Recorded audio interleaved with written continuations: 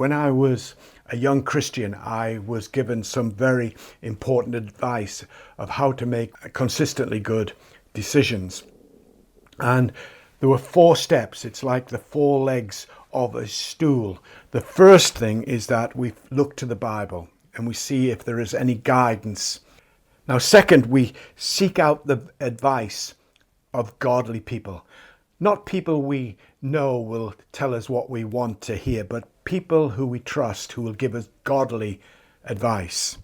Third, we pray until God gives us a sense of his peace. And if we don't have that sense of peace, we don't proceed.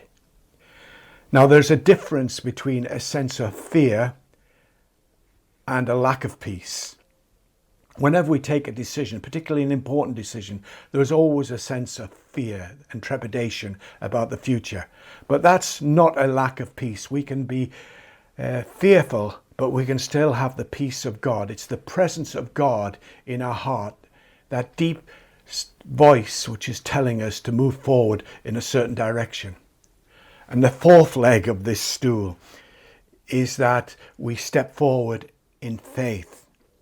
And what that means is the old saying, we push at the door, and if the door opens, then it is God's will for our life. Now, I've applied these 4 principles to every decision I've made, and I found that God has honored the decisions.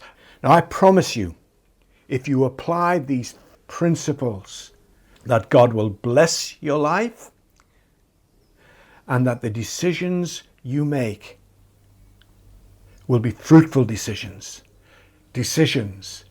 which will lead to a happy, and as Jesus said, an abundant life.